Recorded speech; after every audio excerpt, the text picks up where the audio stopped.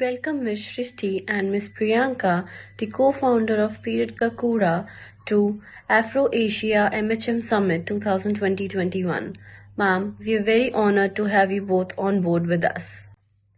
So talking about their podcast, Period Ka Kura, which is a Nepali podcast and was started by two young females, Ms. Shrishti and Ms. Priyanka, who talks about not much talked issue, period, as Period Ka Kura. Along with their personal stories through the candid conversations about periods, the podcast aims to uncover the myths, superstitious beliefs, taboos, and stigma attached to menstruation in Nepal society. At the same time, it raises voice about menstrual health, reproductive health, and women's health overall. Now, I would like to introduce to you Ms. Shrishti and Ms. Priyanka. So, Ms. Shrishti is a journalist by profession, having worked for the international media since last few years. She writes on various issues covering from politics to environment to social. In 2020, she co-founded the podcast named Period Ka Kura with Priyanka in an effort to end the period stigma and taboos in Nepal and to raise awareness for dignified menstruation.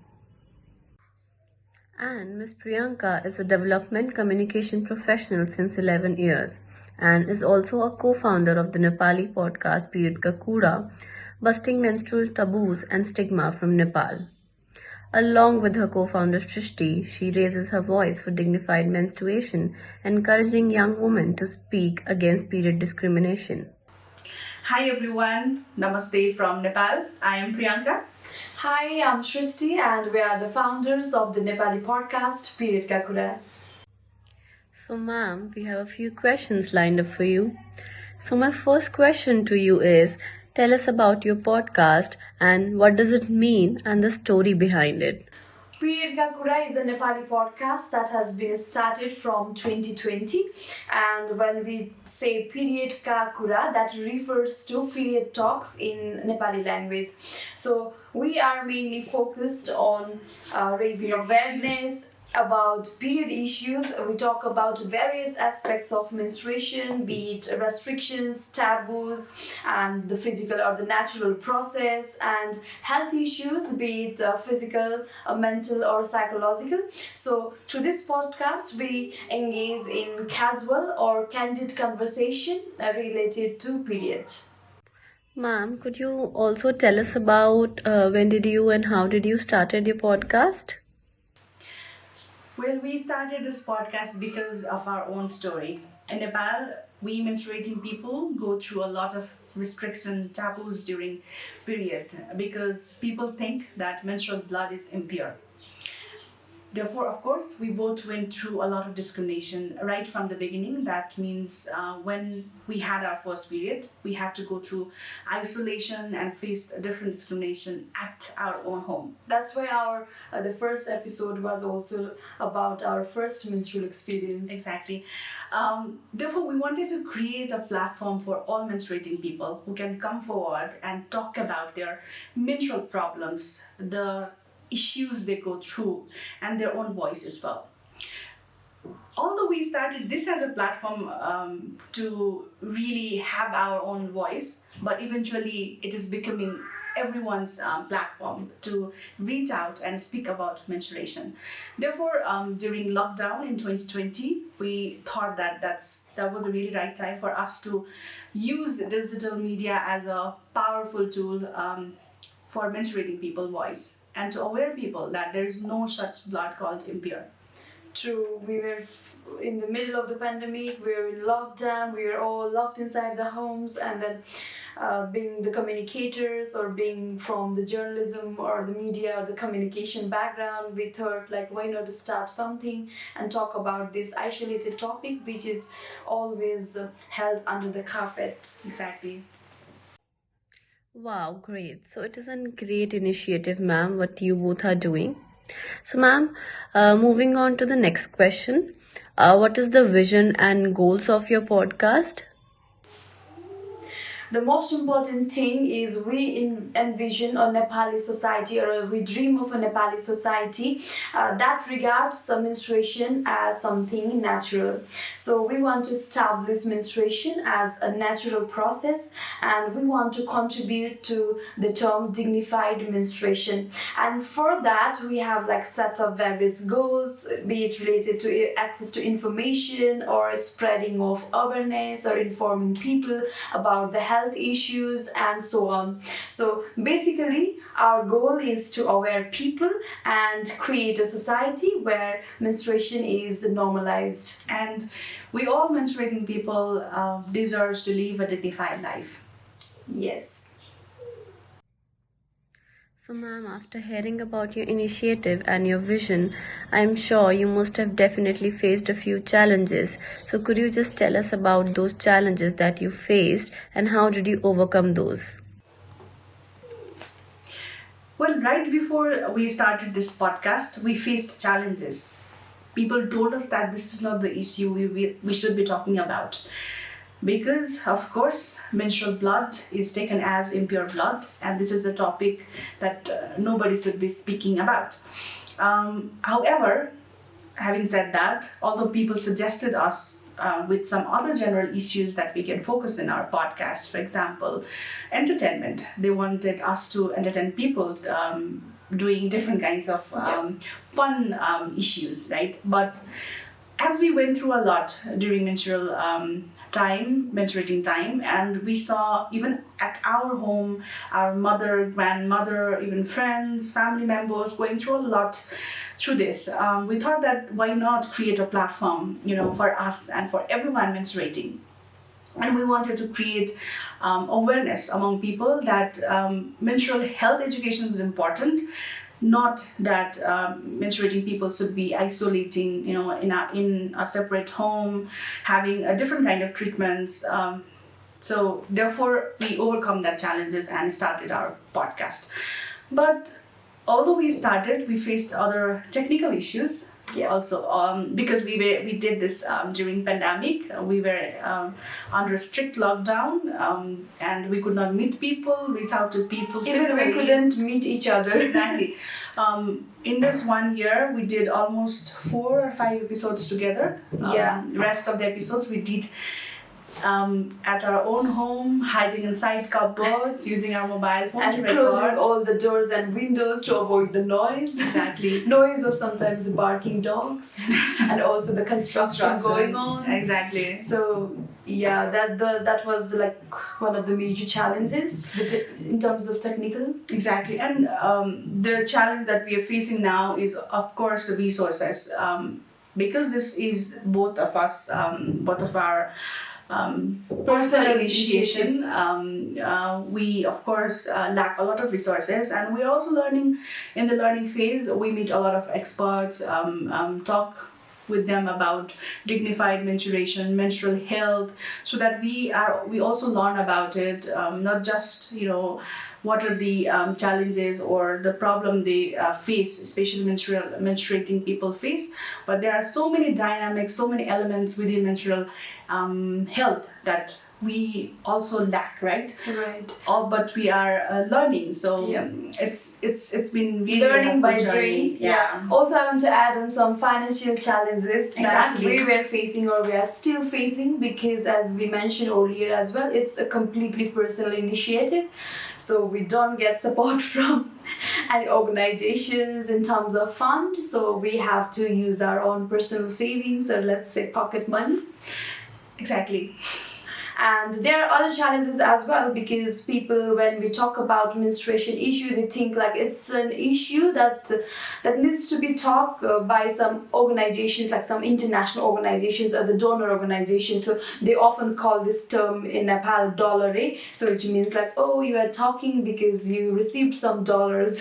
So that's also the major challenge. But in overall, I think, or we think that talking about menstruation openly itself is a big challenge here in Nepal. So, ma'am, my next question to you is that how do you know how successful is your podcast? I mean, do you take feedback from people or interview people to know how effective and efficient your podcast is? And what do they think about your podcast? Actually, it's too early, I think, to trust the access or to trust this mapping, what we say, the mapping of audience, because we just started since 1 year. But the good aspect is people reach out to us through our various social media platforms, like we're in Facebook, Twitter, Instagram, and now even in YouTube. So people come up with us with their stories. Sometimes they come up with us with their various health problems, actually menstrual health problems. Sometimes they regard as the medical professionals or the doctors, which we are not. Yeah, and we try to connect them with doctors and medical person that at least we know. Yeah. So be it like if there is like one single listener or thousands of listeners out there, the impact is same, I guess, because we have built up this trust among our audience, and they often interact with us. One of the major impact that we have able to create is trust. Like Shrishti said, people reach out to us, which is really great, and we think it as a huge impact because we are in a this journey started just a year ago, and we think there are a lot of things we need to do and we yet to do actually. Yeah, but at least we have been able to contribute something to the menstrual health topic. And ma'am, it would be really nice if you could share some unique story or some incident about your podcast. We see change within ourselves. We started this journey thinking just to talk about menstruation, but now we have so many information about all the dynamics of period, the menstrual health. So therefore, I think the major change is that even within our knowledge, right, that we are at least able to recognize what are the health issues, like what are the menstrual health issues, especially if people come with us and talk about their issues, we can at least tell them that maybe you're going through this and why not consult with doctor, such things that we see in terms of knowledge. But overall change, what we can say is, given the number of people reaching out to us, willing to talk about their period issues, their period problem, we feel that people are getting comfortable to speak about it, at least reaching out to people. Yeah. Also, I think like so many males have started talking about it. That's also a Exactly. good aspect. In social media platforms, we often see like men are also sharing and their stories. I mean, how they are helping their wives or children or friends or whoever is menstruating in their family members, and also they share us like how they do bring the menstrual products for their menstruating family members. I think that's also a change. Like people are at least talking about it, sharing about their things. Not just women, but also the males are also talking about it. And it's also so interesting that some of the male listeners also tell us that through some of the topic that we have in our podcast, let's say talk in our podcast, after they listen to it, they send us feedback that they never thought about different aspect, right? Sometimes we talk about PMS, especially during that time, menstruating people go through a lot of mood fluctuation and so on. So that's the time when male members at the family at house does not know like what they are going through. So after listening to the podcast, a lot of male also reached out to us saying that because of PMS, my wife was not really in a good mood, and she was like having some difficulties in so many other aspects and so on. That's the end. What I remember is that once we talked a lot about PMS and the depression, that people go through. There was one particular moment when a listener reached out to us. She messaged us about through Twitter.